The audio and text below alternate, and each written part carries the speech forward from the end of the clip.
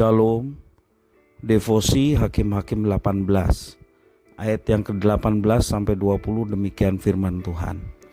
Tetapi setelah yang lain-lain itu masuk ke dalam rumah Mika dan mengambil patung pahatan, efod, terafim dan patung tuangan itu, berkatalah imam itu kepada mereka, "Berbuat apakah kamu ini?" Tetapi jawab mereka kepadanya, "Diamlah, tutup mulut. Ikutlah kami dan jadilah bapa dan imam kami. Apakah yang lebih baik bagimu, menjadi imam untuk seisi rumah satu orang, atau menjadi imam untuk suatu suku dan kaum di antara orang Israel?" Maka gembiralah hati imam itu, diambilnyalah efod, terafim dan patung pahatan itu, lalu masuk ke tengah-tengah orang banyak. Demikian firman Tuhan. Hari ini dunia menuntut kita untuk melihat segala sesuatu dari perspektif rugi atau untung. Bahkan tidak jarang dalam mengikut Tuhan pun banyak orang menghitung-hitung kembali apa keuntungan dan kerugiannya. Hal ini jugalah yang terjadi pada orang Lewi dalam pembahasan firman Tuhan hari ini. Orang Lewi ini adalah imam bagi Mika, seorang penyembah berhala. Tertulis dalam Hakim-Hakim 17 ayat yang ke-12 yang kemarin kita baca bersama.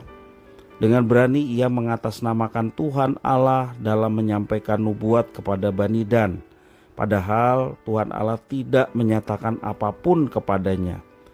Kemudian dalam perjalanan keimamannya, orang suku Dan menawarkan kepadanya untuk menjadi imam bagi mereka serta menjadi kaum di antara orang Israel. Dan orang Lewi ini menyetujuinya karena tawarannya sangat menguntungkan, seperti pembacaan ayat 18-20 tadi.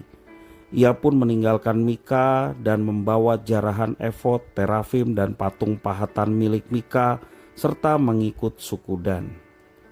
Orang Lewi yang seharusnya menjadi imam bagi umat Tuhan dan melayani Tuhan terjebak dalam mencari keuntungan bagi dirinya sendiri. Akhirnya segala pekerjaannya menjadi sia-sia karena orang Lewi tersebut tidak menjadi imam yang sah bagi suku Dan. Karena itu Yonatan bin Gersom bin Musa ditunjuk untuk mengisi jabatan itu.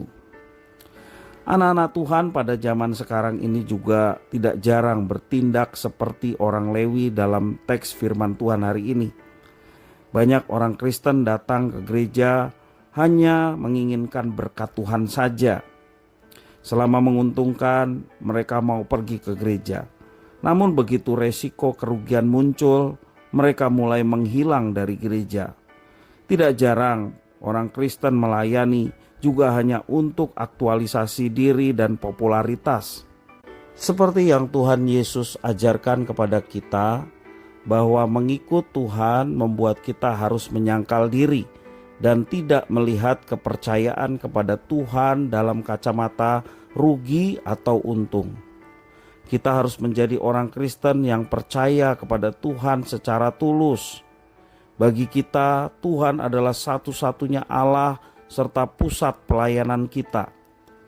Sebagai orang Kristen, orang yang percaya kepada Tuhan Yesus, mari kita menjauhkan diri dari motivasi yang salah, yakni motivasi rugi atau untung di dalam diri kita, sehingga ibadah dan pelayanan kita betul-betul murni di hadapan Tuhan. Sesungguhnya ikut Tuhan tidak ada ruginya, tetapi yang ada adalah keuntungan. Keuntungannya adalah anugerah Tuhan yang sedemikian besar, pengampunan, penebusan, dan keselamatan yang diberikan Tuhan, bukan karena upah kebaikan kita. Kata firman Tuhan, jangan kita memegahkan diri. Semua itu pemberian dan anugerah Tuhan semata.